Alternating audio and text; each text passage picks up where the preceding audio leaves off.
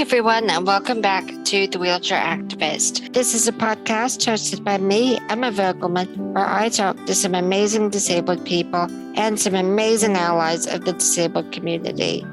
Today, I am talking to Holly Tuke. Holly is one of my absolute favorite disability bloggers. She blogs about all things related to disability, concerts, and her day-to-day life as a blind person. Her blog is called Life of a Blind Girl, and I couldn't recommend it more. I'm so excited to be chatting to Holly for the first time properly in the years that I've been a fan of hers.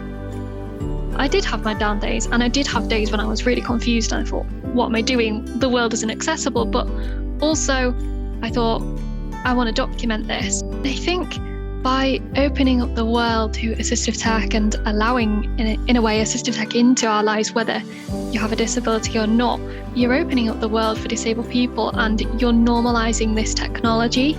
The pressure I put on myself and how societal pressures and assumptions surrounding disability made me put the pressure on myself because I thought I had to be this perfect disabled person. No matter how you are feeling, no matter your perceptions on your disability that day, those feelings are valid and it's okay to feel how you are feeling. Well, Holly, thank you so much for joining me on The Wheelchair Activist. I was just saying before I pressed record that I've known of you and I've known your work for so long, but it's so nice to actually be talking to you. Thank you so much for having me. Yeah, it's really nice to speak to you after, I guess, talking online for ages. I don't really know when we started talking. I think it must have been a couple of years ago now. But yeah, it's so nice to speak to you in person, albeit virtually.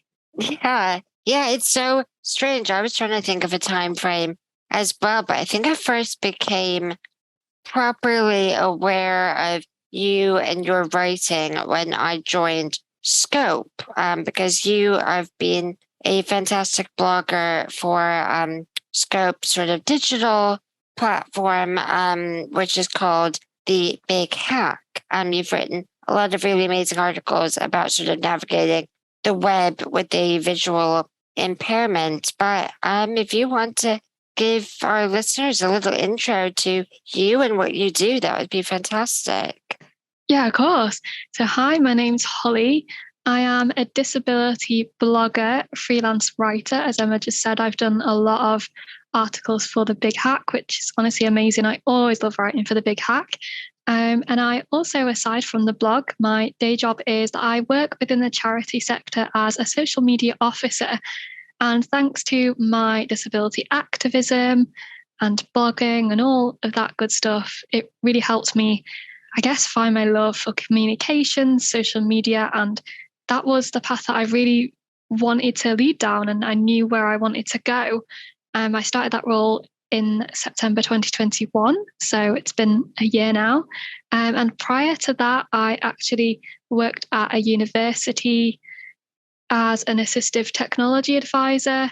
So kind of everything has kind of come into LinkedIn one way or another. As part of that role, I trained students how to use assistive technology and spoke a lot about accessibility, and also did a lot of promotion of the service on social media. So yeah, I kind of felt my way to communications was the right role for me, and doing freelancing bits on the side. So yeah, I do a little bit of a mixture of everything.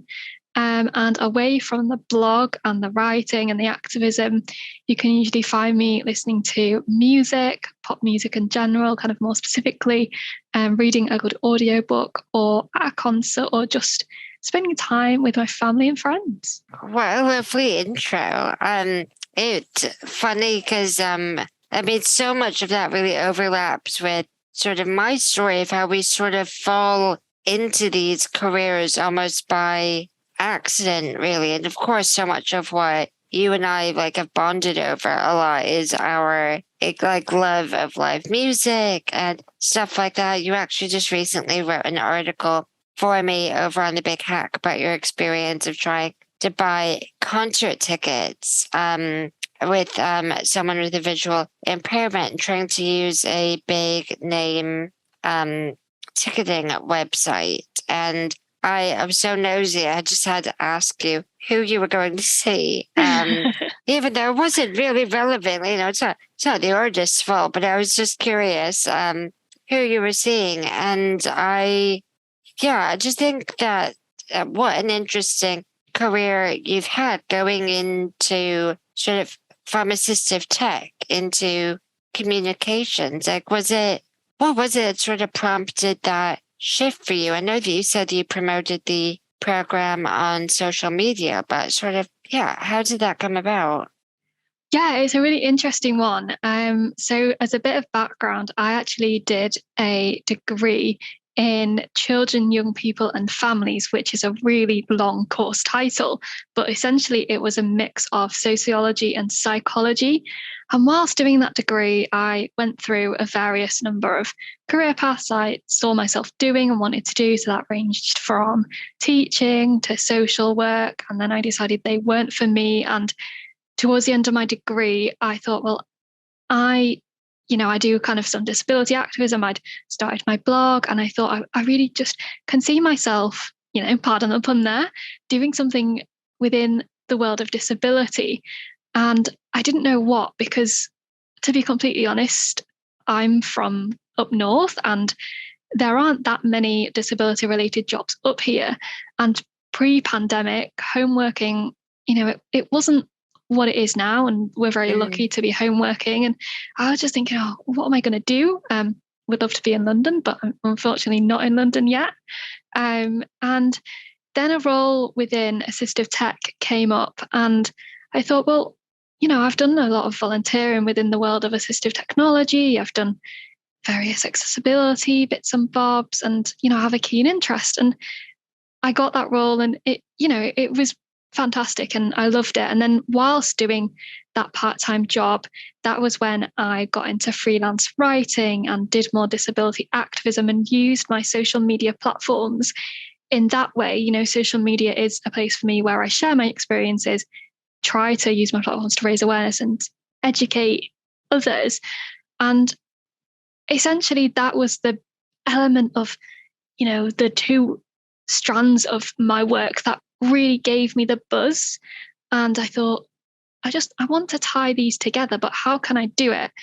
And then I thought, well, I'm just going to keep working. And then I got my freelance role with The Big Hack, and that essentially tied together assistive technology, accessibility, and freelance writing communications, because I was creating social media posts for promoting the articles I was writing for you guys and that kind of thing. And I thought, this is where I want to be. And so I just kind of looked within roles within social media and communications, and I knew I really wanted to be in the charity sector. I'd done volunteering for a number of charities within the past, as when I was a teenager and whilst I was at uni. I thought, this is where I want to be. And then a role came up at RNIB, where I currently am, as social media officer, and I applied and was very lucky enough to get the role. And I think having the sense of tying everything together, putting the two elements of my life that I'm so passionate about, social media, kind of using my platform and showing the greater good of social media, because we often hear the negatives, but when used in the right way, when you think about how powerful and impactful your platforms can be, with my love and passion for accessibility and supporting my community of blind and visually impaired people, I'm registered blind myself. And I just thought it just brings every single element into one. So I think it was a mixture of all of those things that led me to where I am today.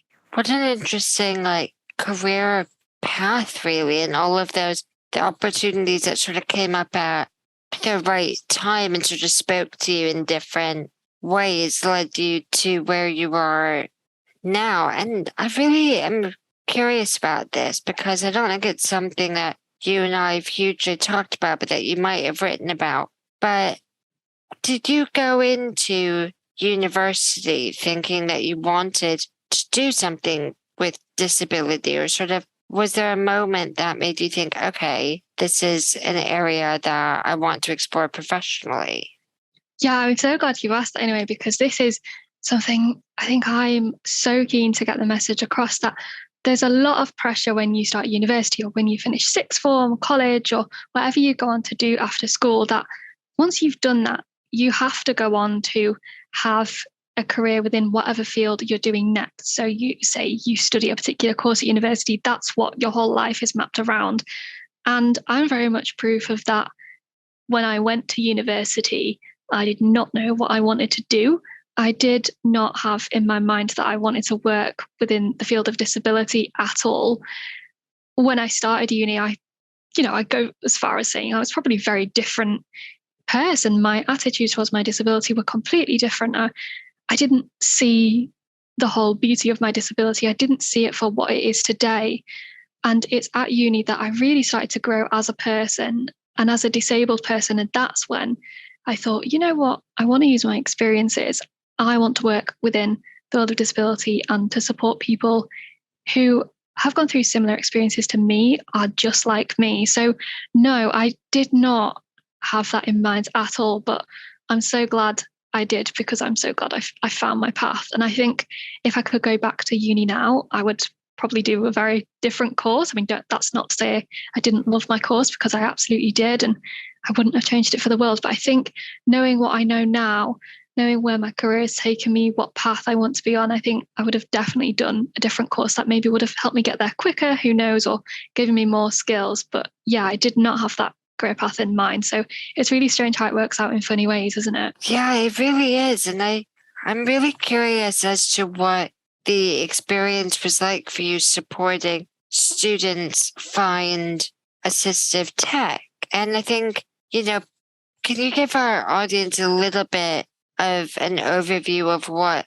assistive tech is? Because I think people have this sort of very unique idea on what it is. Is it a dictation software, or is it a modified mouse, or so can you sort of give a very broad definition of assistive tech?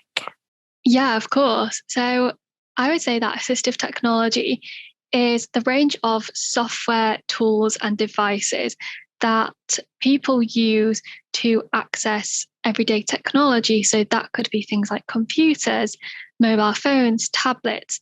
And in that, it enables us to do a range of daily tasks. So it could be completing university assignments, it could be finding out what's on packaging, or helping you get from A to B.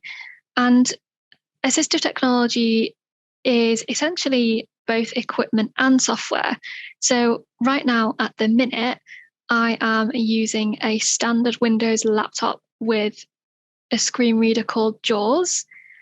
Next to me is an iPhone with a built-in screen reader. And somewhere in this room, there's also a piece of equipment called a Braille display. So it's a range of tools, devices, and software.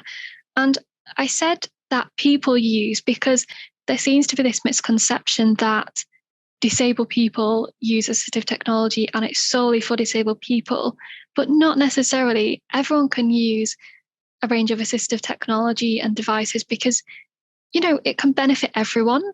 And as part of my role at the university, I help to promote it to the whole university community, so students and staff, because there's a lot of benefits. So maybe if, for example, a student or a staff member was struggling to stay organized, there was a piece of assistive technology software for that. Or if they wanted to make notes or struggle to proofread their work, they could use text-to-speech software.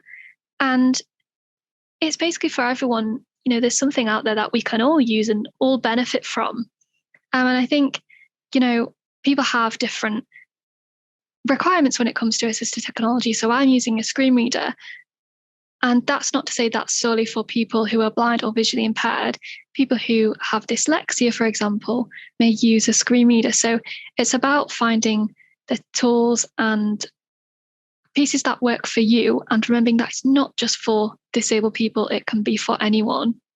I was really hoping that you would cover that, because I think that that's so important for people to understand and maybe not realize that they're using assistive tech, or that it might have been designed for a disabled person in mind, but doesn't mean that they can't benefit from it. I mean, just when you were saying about that you have an iPhone, I remember the first time I saw the assistive touch feature on an iPhone. It was a non-disabled person who was using it. And I felt like, oh, what's that? A little circle on the side of their screen that they could move around. And I saw that that's how they were able to do screenshots or screen grabs instead of pressing the buttons on either side of the physical phone. I thought, oh my God, that opens up that opportunity for me. But I just thought it was interesting that it was a non-disabled person who was using that and didn't even realize that it was for potentially, someone who struggles to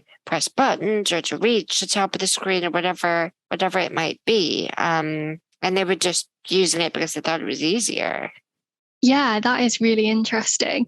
And I think the direction we're going now is such a positive one. And I do hope it continues, because this assistive technology is in all of our lives. So if you pick up your phone or you've got a smart speaker, it's there, and they are pieces of assistive technology essentially that have features that can enable you to get things done or to maybe make things easier, like you said. So yeah, and I think there's also this misconception that if you are non-disabled and you don't have a disability, then people think, well, I don't need to use assistive technology because I don't have a disability or I don't have a need for it. But if it helps you maybe complete a task or make something that bit easier, then why not? Because no one wants to struggle.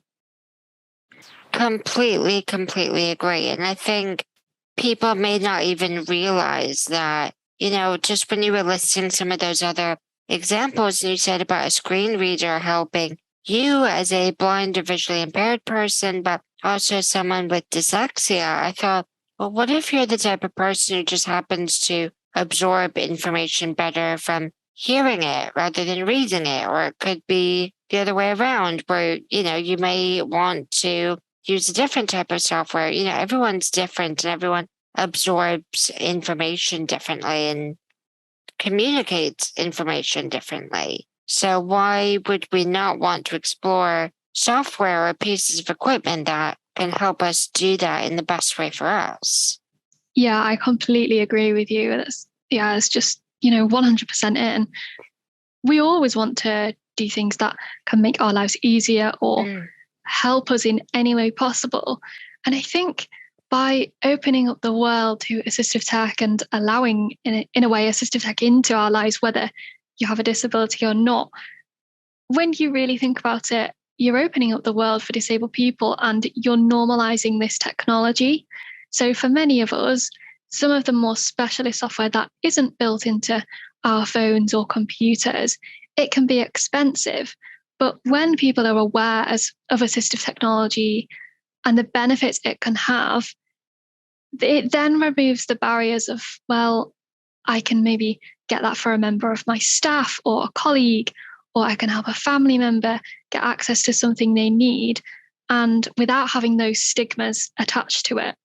I think that's really, really important to remember, especially, when we're talking to a wide audience. I really want the information in this podcast and then in my writing, and I know that you do in your writing as well. We really want it not just to be read by disabled people, which is incredibly valuable in itself, but also by non-disabled people who, like you say, could think, oh, I know someone who could benefit from that. And, let me use this information and pass it on. I think that's so important that everyone is equipped with that knowledge. Definitely. And I obviously don't want to speak on behalf of both of us, but one thing I know I've seen from your writing and your social media content as well, which overlaps with mine, is that we want to educate non-disabled people. We want to share our knowledge. We want to share our experiences, both to disabled people and non-disabled people. And, we want to strike that balance essentially in helping both communities. Couldn't agree more. And with your blog, can you tell us a little bit about your blog? Like what do you write about? We've talked a bit about like what you write for The Big Hack, but for your own site, what is it that you like to write about? Yeah, of course. So I am the author of a blog called Life of a Blind Girl, and I started that in 2015. So I was in my first year of university at the time. And I think I would go as far as saying I started it for a number of reasons to, I guess, in a way, have an outlet to share my experiences, to share my feelings and my thoughts, because I would go as far as saying that during that time, I was going through a period of transition in terms of my disability.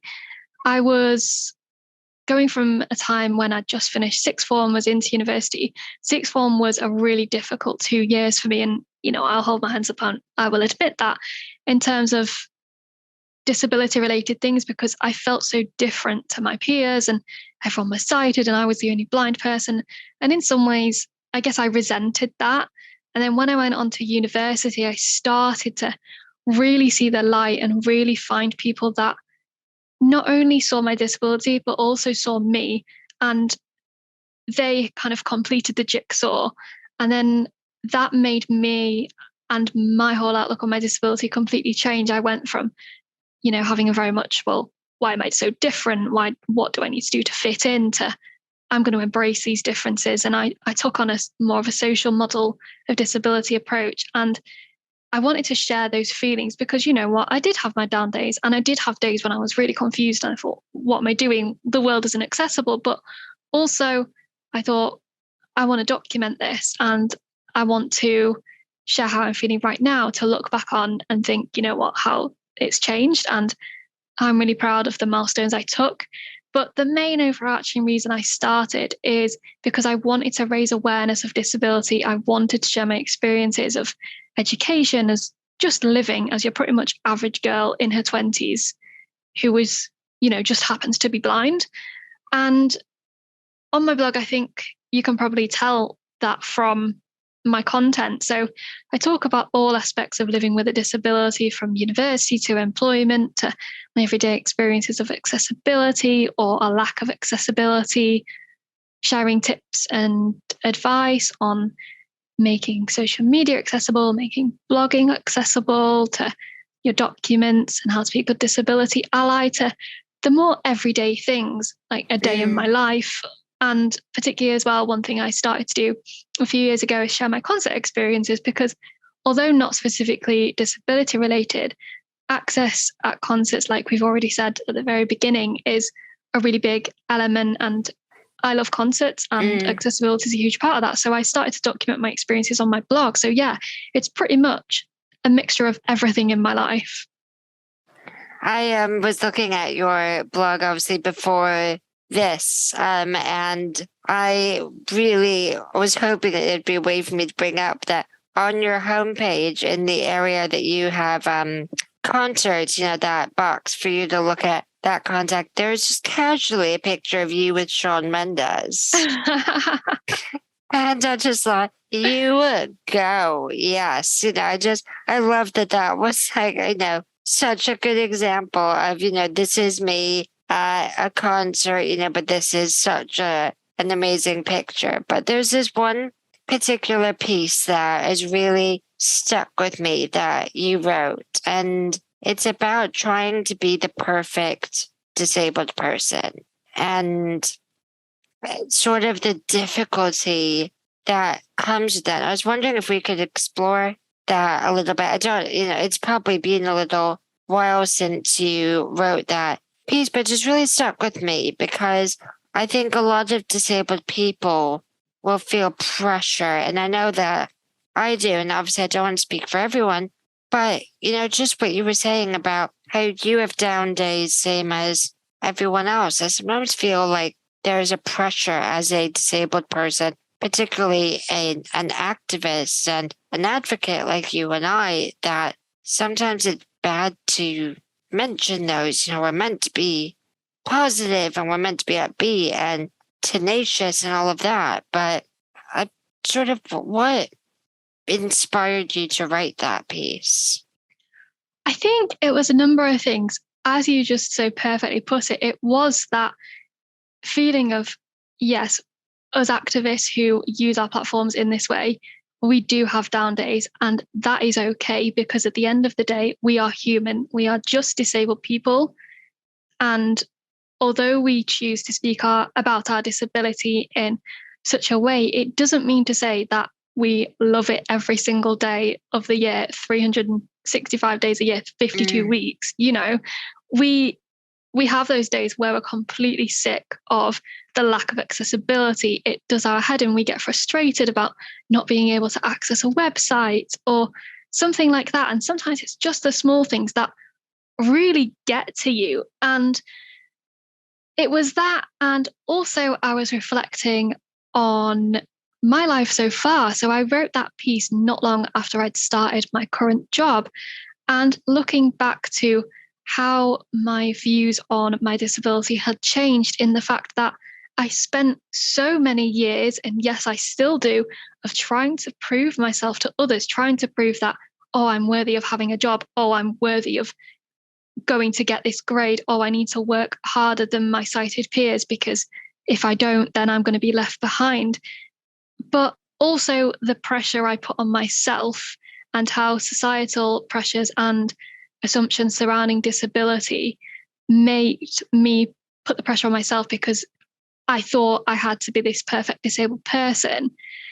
And I looked at it and thought, I really don't have to be this perfect disabled person, because I have people in my life, colleagues, friends, and family, that say to me, don't apologize, or don't apologize for asking for something to be accessible, or you don't have to prove yourself. And I think over the last few months, I've really noticed how much pressure I put on myself to be a perfectionist, to strive to be the best version of myself, which is obviously really important. But at the same time, it doesn't have to come at the cost of burning myself out, or trying to reach goals that I know I maybe don't want to get to, or just doing something that I'm not passionate about or is not achievable for me.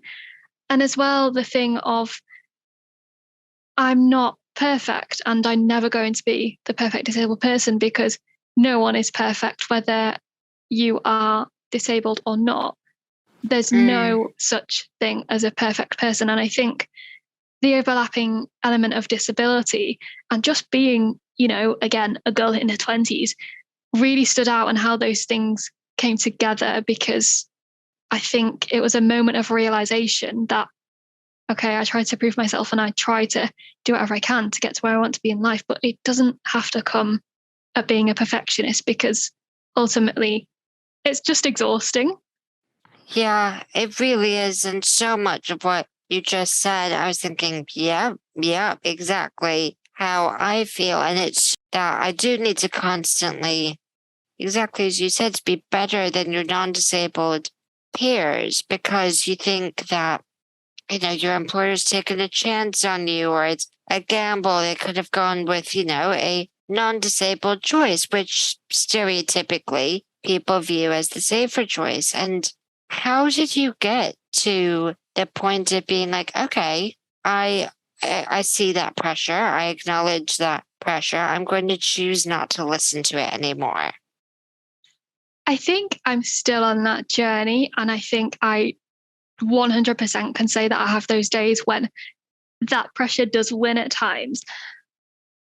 I guess the main thing for me, that when I try not to let it win and I try not to listen to that pressure, is to tell myself, you've got through mainstream education, you went on to university, you've achieved things that non-disabled people said you wouldn't achieve because you're blind, you're disabled. And if I listened to that pressure, I would have cracked, and I wouldn't have done any of those things. I wouldn't be in the job I'm in today. I wouldn't be doing my activism.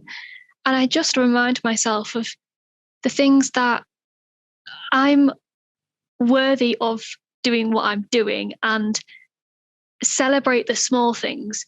So taking it one step at a time, and telling myself that, right, if we take this now, we're just going to break it into chunks. And I think that really helps, because it helps to take the pressure off. And I think the more I've accepted and learned to love being a disabled person, has helped to push that pressure aside because I've become more confident. I've become more willing to adapt and more, I guess the word is comfortable in advocating for myself and others and knowing what I want. So I think I'm comfortable in my own skin. I'm comfortable being a disabled person and really saying, yes, I'm not going to let this pressure win, and I'm going to completely flip it and show you what I can do and show myself that it's not going to get me anywhere if I let it break through and take hold. And I really liked what you said about burnout. And if you give in to that pressure and you sort of let it rule what you're doing and what pace you're working at and everything, that you will burn out and you won't be able to achieve the things that you want to or that you feel that you need to because you've put yourself under this pressure for the entire disabled community. I don't know if you feel like that, but sometimes I feel that, we're in a very privileged position, people like you and I, where we have a social media presence that people listen to. We have connections. We have an ability to write and influence and all of those amazing things. And we're doing that with the weight of other people who experience the barriers that we do with us. And, I think your examples of trying to buy a concert ticket is sure it's a little thing, seemingly little, but it can just really affect you when you're faced with an accessibility barrier and you think that, well, I have to do something about this because I don't want the next person who has my disability or my impairment to go through it. So I don't know if that sort of resonates with you at all on sort of the weight of the rest of the community. That relates with me so much. And all of what you said describes everything, how I feel. And yeah, I can really resonate with that. I think for me, that is what really gives me the fire in my belly to put the energy and the time into advocating for something. I could have just left the concert ticket experience, but I thought, I don't want someone else to miss out. I don't want someone else to go through that experience of not being able to do something so fun or something so simple that everyone else can do. And I wanted to do what I could to change that. Whether it does, whether it doesn't, who knows? And going back to what you said about the community, I think being completely honest here and being a completely open book, I feel pressure from the community sometimes because I look at other people and I think they are absolutely smashing it and I'm not. And again, it's letting that pressure creep through. So, for example, for me, when I started blogging, blogs were a huge thing. And now everything's turned to more video content, such as TikTok and Instagram Reels. And it's not necessarily for me. Sometimes I will do videos for various things, but I'm not a TikTok creator. I wish I was. And there's those challenges as well of doing it as a blind person because it's not the most accessible thing to do. And sometimes I think to myself, oh, blogging isn't the thing anymore. Why am I bothering? And then I think it's got me to where I am today. It's my platform and I want to own that platform. So yeah, I think I feel pressure from both sides, but it's how I flip the coin and turn that pressure into something positive and really get rid of those thoughts to tell myself, no, you're not thinking like that. You're not letting it win.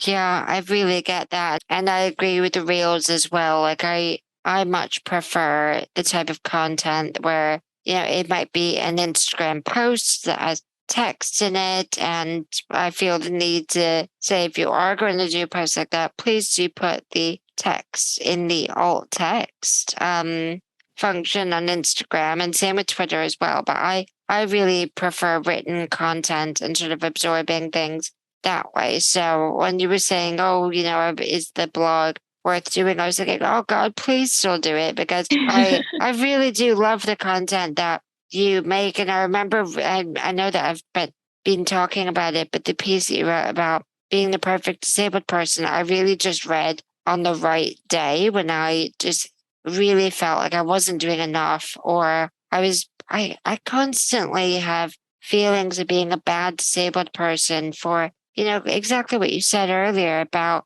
how we don't have to love it every single day of the year for the rest of our lives. And I don't think it's possible to love it every day, truthfully, because it comes with barriers and it comes with challenges every day to every little thing, really, that I think a lot of other people could take for granted. But I don't ever blame people for that, because if they're not presented with a barrier, why would they realize that it's always a barrier for someone else? But I think that it's so important that there are people who are getting their perspectives out there and who are sort of challenging this internalized messaging that we need to be amazing just to be seen as worthy.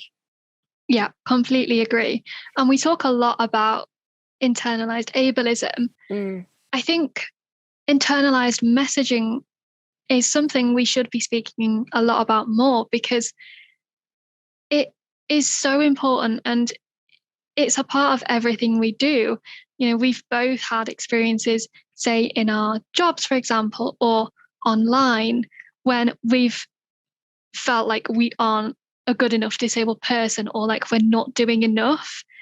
And it's how we view ourselves that ultimately links to what we do as activists and in our jobs, because those are the parts that everyone else sees.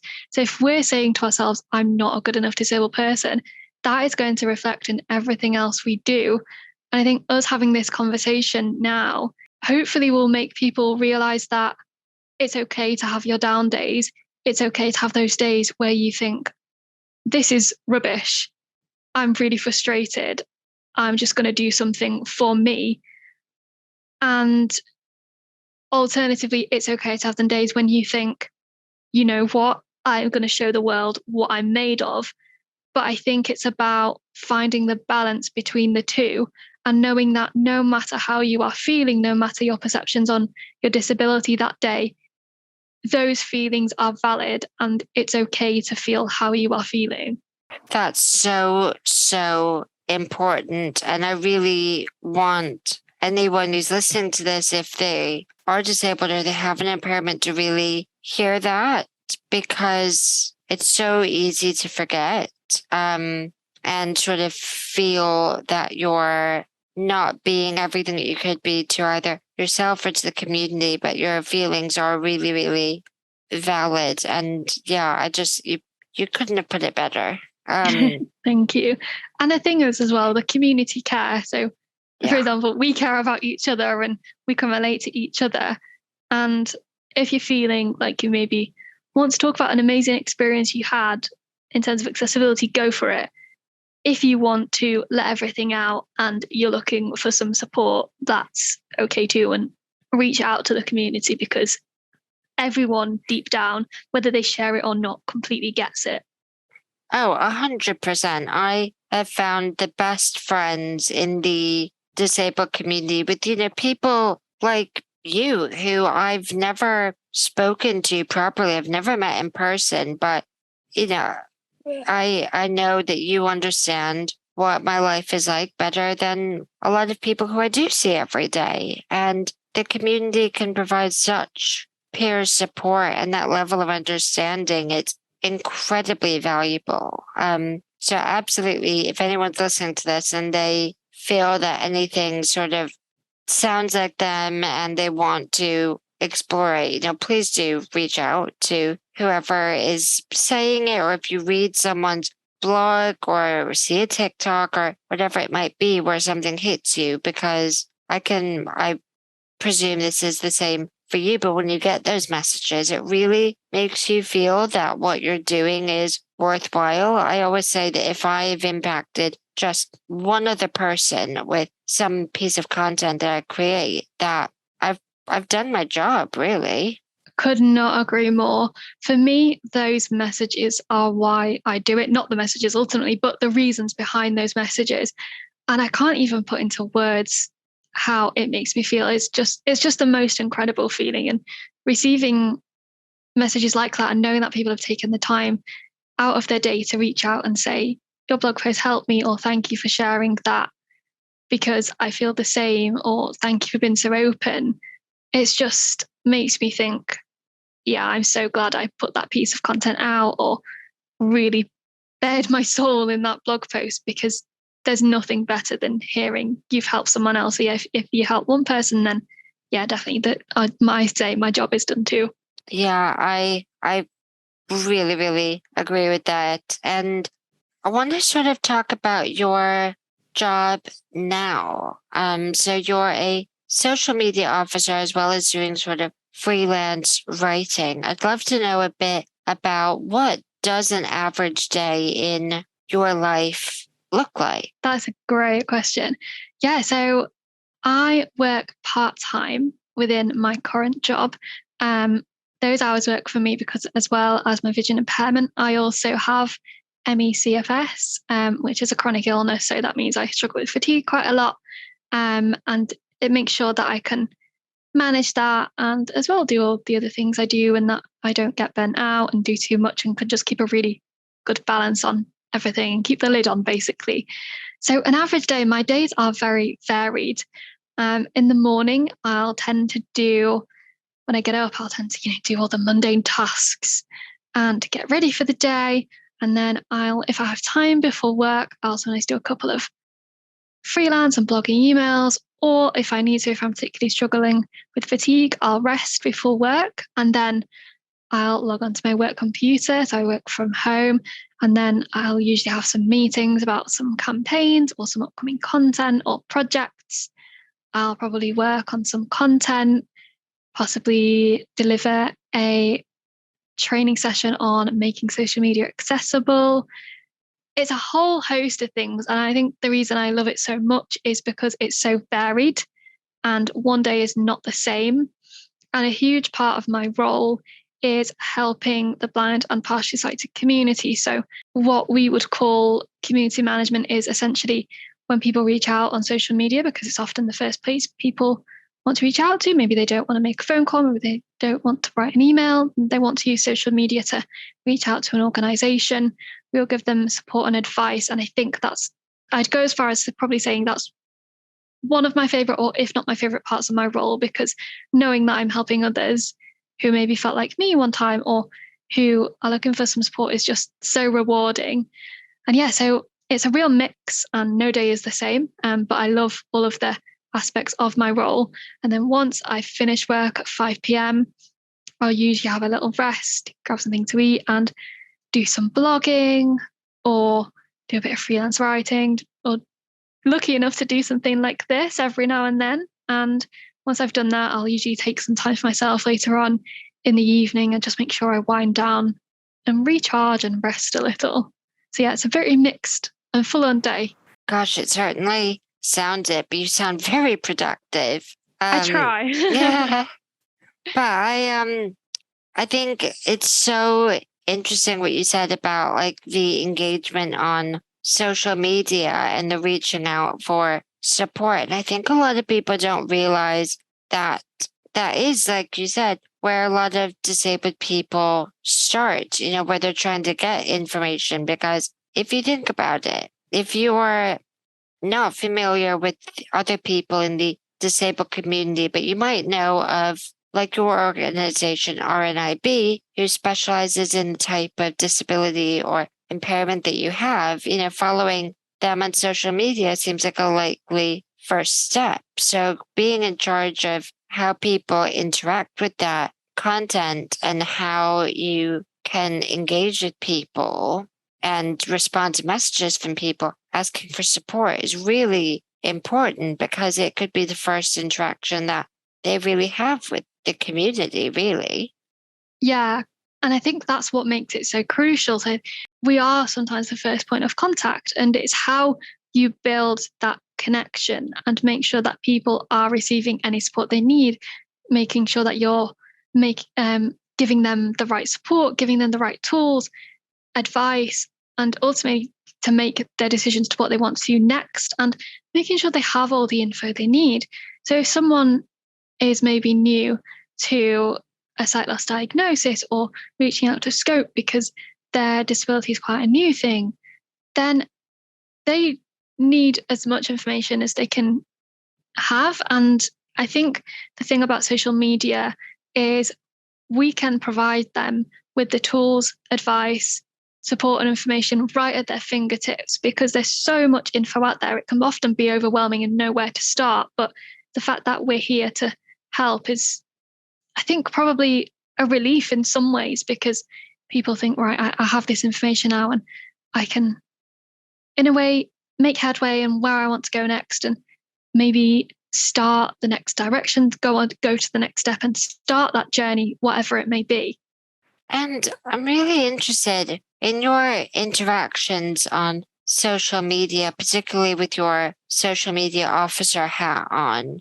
Do you think that it's more younger disabled people, so sort of our age and younger, or would you say it's older disabled people who tend to reach out the most?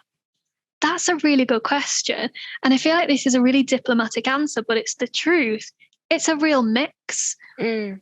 There are young people like ourselves who are, I guess, more savvy in using social media, because in many ways it's what we've grown up with. And older people have had to adapt to using social media, which is absolutely fine. You know, I'm sure when we're older, there's going to be probably robots and whatever else we're adapting to living with, whereas the younger generation will be like, oh, well, it's been here all our lives. Yeah, it's a real mix. And I think it's so interesting in that way, because it's just showing that people are coming together.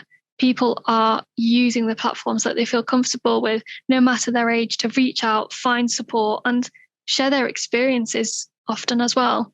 That's really interesting. And I sort of anticipated that that would be your answer, but I was interested because I think a lot of people might assume that it's, more on the young side of disabled people who are using social media and reaching out. But I've really found that older disabled people, and by older, I don't mean, old, pension age old, but I just mean sort of older than you and I, because those are some of the friendships that I've really, really valued that I've made on social media, because they have a more lived experience than I do. And they really, like we were saying earlier, we don't want people who come after us to experience the same barriers that we have. So if you can give someone a bit of a heads up or a leg up or whatever you want to call it on what might be helpful for them, it could just save them so much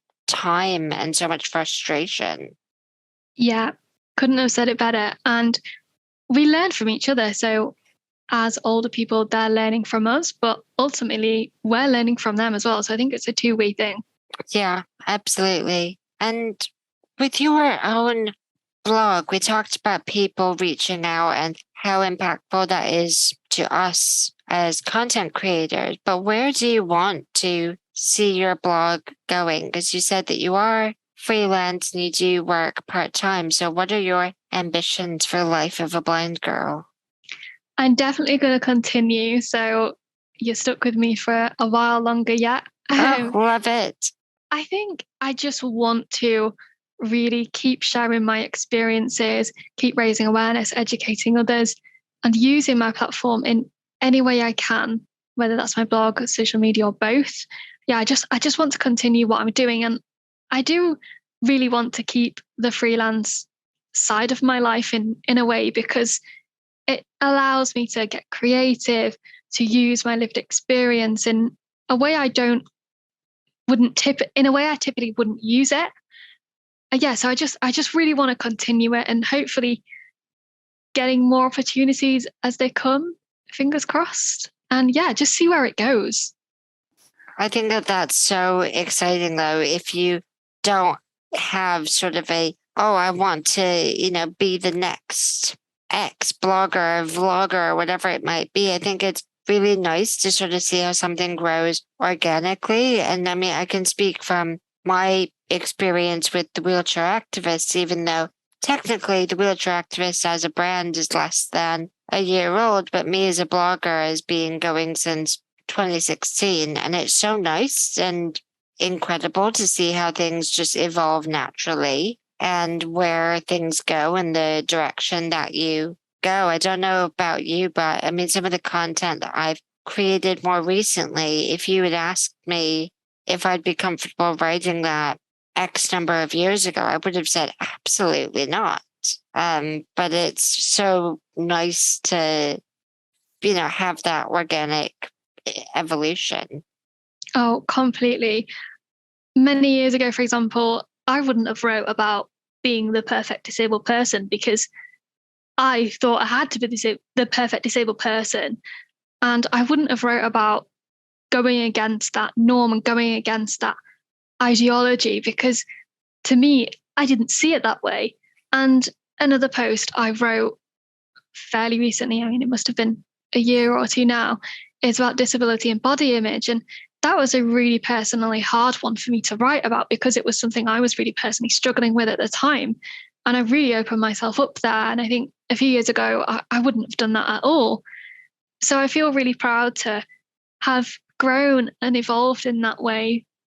And like you said as well, just seeing it grow organically and not having any real major goals in mind, not wanting to be like someone else, just being yourself and being true and authentic makes you feel really proud when a piece does well or it really resonates with people because when you put everything into that piece, a blog post or a podcast don't just take 5 minutes, they take a long time to put together. So when you're seeing it being shared or people interacting with it, it's just an amazing feeling. And you think, all that time was so worth it.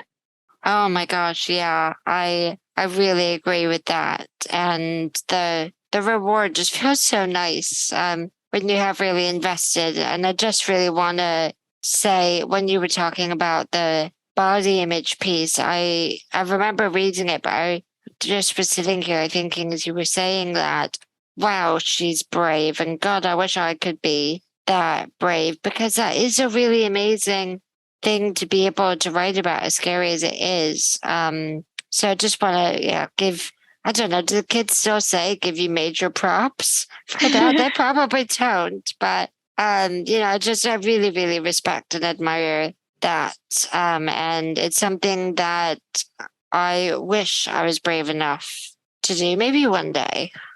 Yeah, don't put, again, like we've previously said, don't put pressure on yourself. I think the time will come when you want to share your experiences, and I think it will feel natural. For me, it came at a time when I was really struggling with the whole idea of disability and body image and how I felt so different to everyone else. I felt like I didn't, I guess, look the part. I felt like my blindness really was so visible. And when I cast my mind back to writing that post, in many ways, it came from a place of I need to write this not only for everyone else, but in a way for myself, because I need to let how I feel out and use it as a cathartic outlet. But yeah, no, thank you. I'm so glad in a way, you found that piece like you can resonate to it because it took a lot of courage to put that out in the world. And because I didn't know what reception I was going to get from people because it was so different to what I've shared and similar to something I wrote recently about not being an inspiration simply for being disabled, and another one on how my disability doesn't make me brave. These are pieces that are not necessarily your typical disability related, outgoing, easy to write pieces. They are very much on the line. And when I publish them, I'm not going to lie, I do feel nervous. So knowing that they are helping in some ways definitely helps with those nerves. Oh, well, the next time you are feeling nervous about posting one of those, you can text me and I will remind you how just absolutely amazing you are and how wonderful of a writer I think you are and how brave it is for you to be sharing those really personal experiences. So do take me up on that should you ever need it. Thank you so much. Likewise. we all need some support from time to time from someone who can just say, I get it, and I'm going to sit and read it when you put it out there, or I'm going to sit and listen because, it's just, I think it helps knowing you have that support. Oh, 100%. 100% it does. Oh, look, Holly, I just wanted to say a massive thank you for coming on the Wheelchair Activist. It's been such a pleasure getting to know you in this format, but I just want to encourage every single person who is listening to this or reading it on YouTube to get in touch with you and to, more importantly, read your amazing blog and follow some of the amazing work that you're doing. But thank you so much. Thank you so much for having me. It's been brilliant to chat to you finally in person after so long and talk about so many important topics in such an honest and open way we have. So thank you. I feel very positive and very uplifted now. I feel very reflective. So thank you. Thank you so much for listening to this episode with Holly Tuke. I hope you found it as impactful as I did. I think we delved into some really important topics about the pressures that disabled people face to be perfect all the time, be positive all the time, and I really hope that you've taken something away from this. I want to remind you that we do have a GoFundMe set up for this podcast. We are 100% committed to accessibility here at the Wheelchair Activist, and we want to make sure that every bit of content is inclusive and accessible to all. Every donation allows us to continue doing this work, which includes captioning each and every episode and making it available on YouTube. Thank you so much to everyone who has donated so far and has allowed us to continue making this amazing podcast. Please give this podcast a share far and wide so everyone can enjoy the amazing content. This podcast has been hosted by me, Emma Vogelman, produced by me and Isabel Anderson, and edited by Joe Tapper. Thank you so much for listening, and I can't wait to see you in the next one.